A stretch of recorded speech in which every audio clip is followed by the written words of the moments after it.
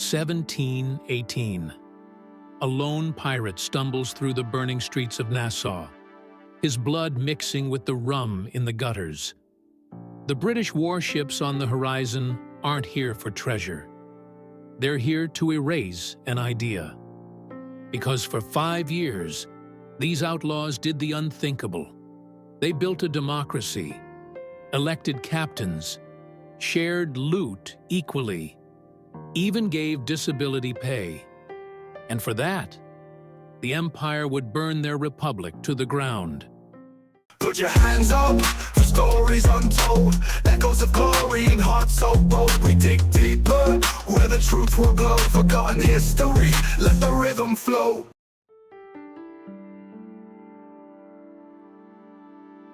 Before we dive deeper into this forgotten revolution, make sure to subscribe and hit that bell, because stories like this, they disappear faster than the pirate republic. And tell me in the comments, would you have joined these pirate rebels knowing how it ended? Or was democracy doomed from the start? Let's get a heated debate going. Nassau, 1715, a rotting jewel in Britain's crumbling crown. Imagine these sun-baked streets, once bustling with merchants, now home to scorpions and starving dogs. The forts? Their cannons hadn't fired in years. The governors? Too busy pocketing Spanish gold to notice the wolves at their door. Because just over the horizon, they were coming. Men like Calico Jack Rackham, his coat flaring like sails in the wind. Women like Anne Bonny, sharper than any cutlass.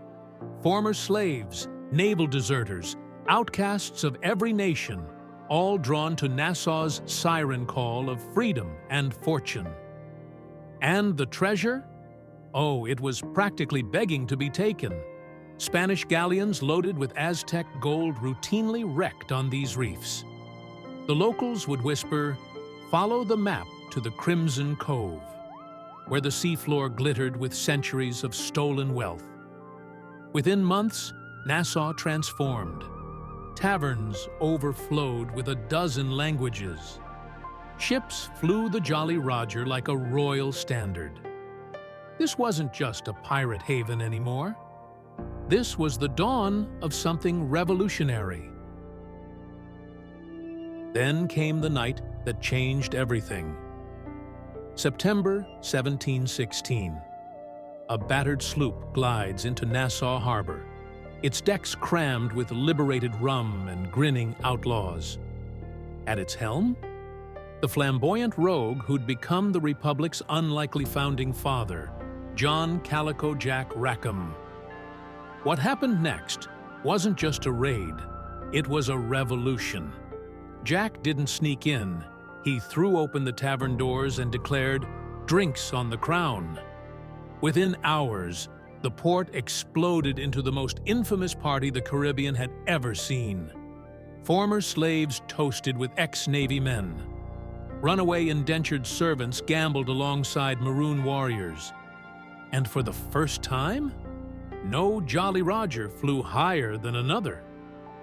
This was the night Nassau's pirates stopped being criminals and started being citizens.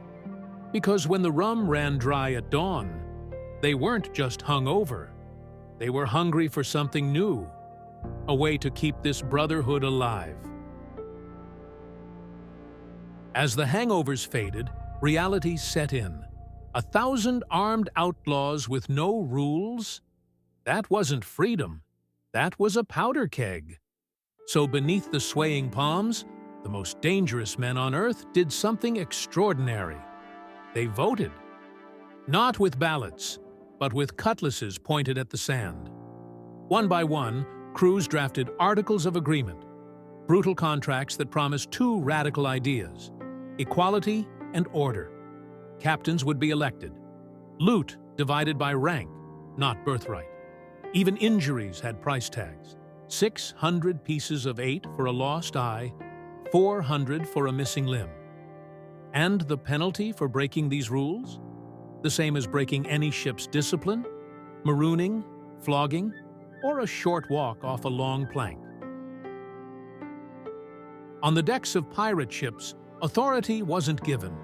It was earned. Every few months, crews would gather under the Caribbean sun for a tradition that would terrify European kings, a captain's election.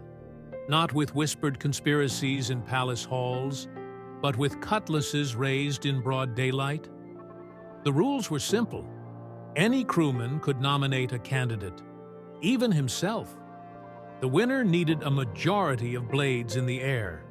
But here's what chilled the empires. That same captain could be deposed by vote the moment he grew greedy or cruel. No divine right, no lifetime rule. Just one bad decision away from being left on some god-forsaken beach, with a bottle of rum and a pistol loaded with one shot. This was democracy at its most raw, where every voter carried a sword and every leader knew the price of betrayal. While European kings hoarded gold in vaults, pirate quartermasters performed a monthly miracle. They divided mountains of loot with mathematical precision, not by birthright, not by title, but by a system so fair it would take civilizations 200 years to catch up. Every piece of eight, every golden chalice, even the bolts of silk, all passed through the pirate scale. Captains got just 2 shares. Cooks and powder monkeys got 1.5. And here's what made empires furious. The ship's surgeon took 3. Because in this world, a man who could stitch arteries was worth more than any nobleman's son. But the real revolution? The blood price. Lose an eye in battle, 600 coins. A limb, 400. More than enough to retire. Because unlike kings who discarded broken soldiers, pirates honored sacrifice. It wasn't charity. It was contract law, written in gunpowder and blood. And then he came, a towering nightmare of slow-burning fuses and calculated terror. Edward Teach, better known as Blackbeard.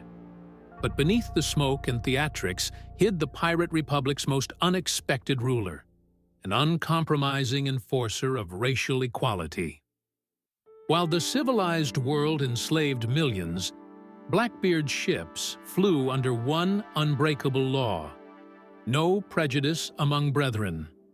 Former African kings worked cannons beside ex-indentured Scots. Muslim navigators debated courses with Christian gunners. And when disputes arose, the man who lit dynamite in his beard became a shockingly fair judge. This scene aboard the Queen Anne's Revenge wasn't just tolerance, it was survival. Because in the deep blue, skill meant life. Bigotry meant death. And Blackbeard's cutlass was the ultimate gavel. But empires don't surrender to ideals. They send men like Woods Rogers. A former privateer turned British puppet, Rogers knew the pirates' greatest weakness: their own brothers. In a London tavern thick with treason, he made his move, offering pardons to any captain willing to sell out Nassau. What's the price? A king's ransom in Spanish gold. The targets? Not just Blackbeard or Calico Jack, but the very idea of pirate equality. Because to crush the Republic, Britain needed more than warships. They needed to turn pirate against pirate, brother against brother. And in the end, the grand democratic experiment would be strangled by the hands of men who once flew the black flag themselves. Dawn broke over Nassau to the sound of snapping ropes. British sails blackened the horizon. Not just ships, but floating fortresses, their gun ports yawning open. The pirates scrambled to their posts, but something was wrong. Their own cannons remained silent. Because Woods Rogers hadn't just brought an armada, he'd already bought half their gunners. The first shots didn't come from the sea. They came from Fort Nassau itself, traitor crews turning their stolen artillery on the pirate fleet.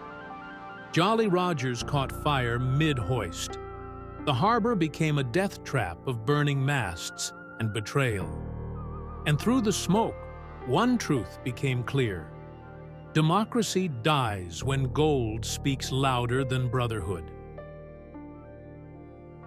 As the smoke cleared over Nassau, the British marched the last holdouts onto the beach at dawn. No trials, no last words. Just ropes swaying from makeshift gallows, their shadows stretching like skeletal fingers across the sand where pirates once toasted to freedom.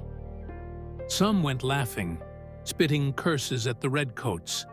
Others stood silent, staring at the horizon where their ships had burned. But the true tragedy? Those who escaped.